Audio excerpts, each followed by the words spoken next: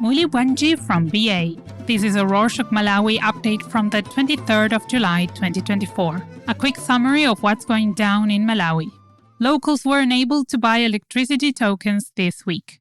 On Friday the 19th, the Electricity Supply Corporation, or ESCOM, released a statement saying all their prepaid vending systems were down, making it impossible for their customers to buy electricity tokens through any of ESCOM's online platforms. They said their vending system was erratic, but it didn't say why. They only referred their customers to their physical customer service offices for assistance, as that was the only channel they could buy electricity tokens from.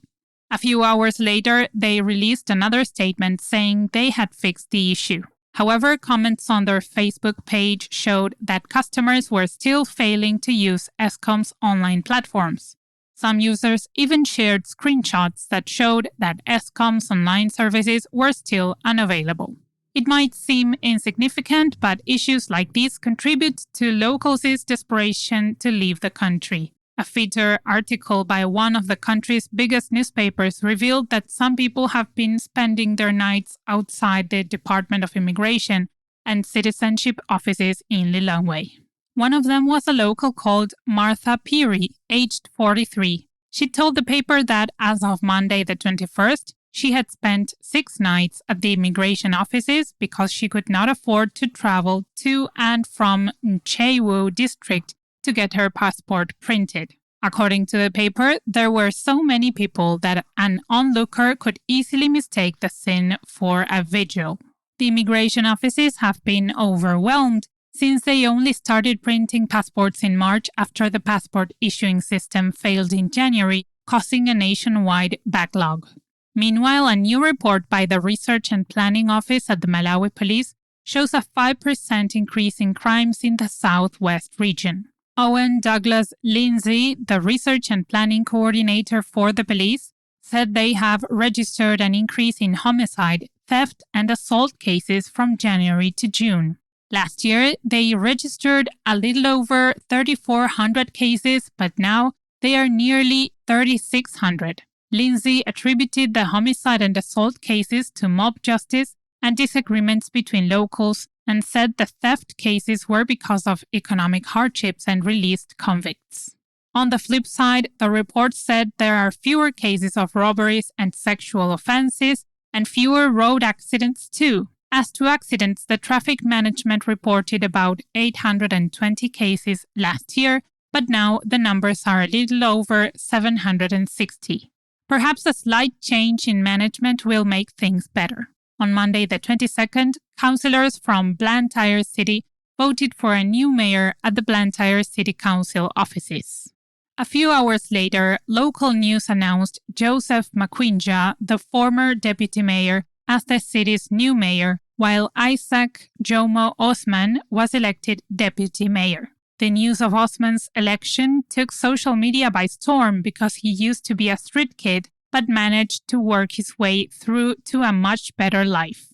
Makwinja succeeds Wild Ndipo in the position. In trending news, the National Oil Company of Malawi, or NOCMA, received a delivery of fuel from Mozambique via train after a 21-year hiatus.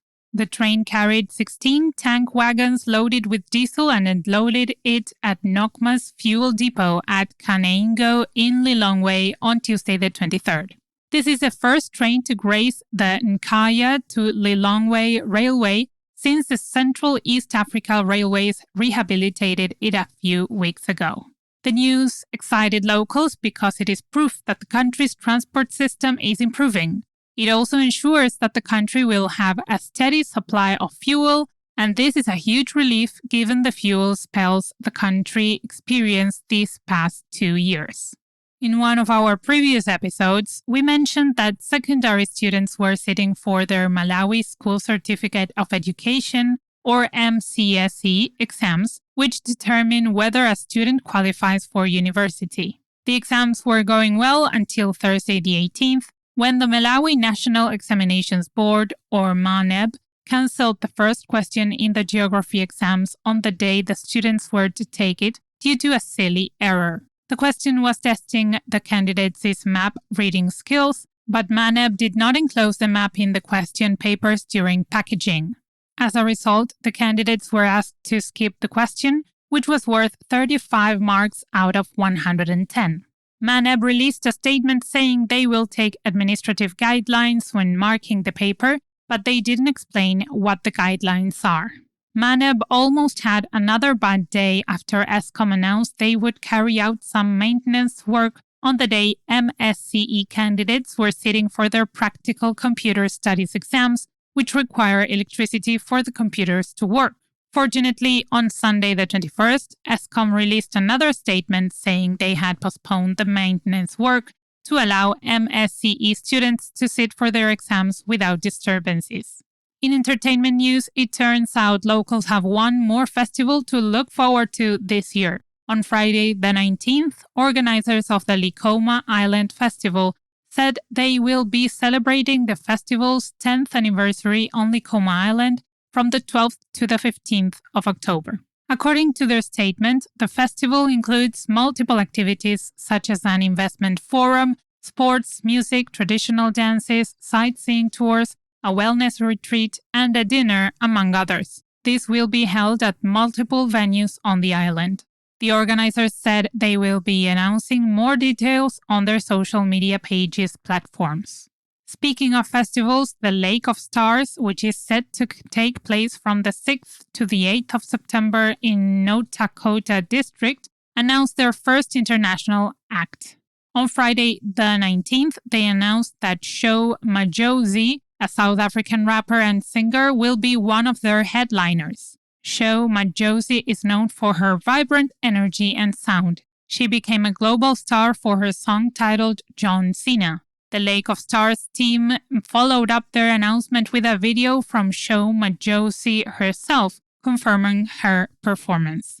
The news made locals believe that Lake of Stars is coming back with a bang after their absence due to COVID-19. This year's event will mark their 20th anniversary. Still on art and entertainment news, some Malawian artists will be having fun in France and Spain for the next 2 months. The Rising Choreos and Theatre Company announced that they will participate in the Festivals du Sud, a cultural tour that brings together 15 folkloric ensembles and national ballets from all over the world to participate in the main art and traditional festivals of the European continent. Joyce Mhango Chavula, an award-winning filmmaker, actor, and leader of the group, said they will be leaving for the festival on Tuesday the 30th. She also said Malawi and Tanzania are the only 2 African countries that were invited to join the tour.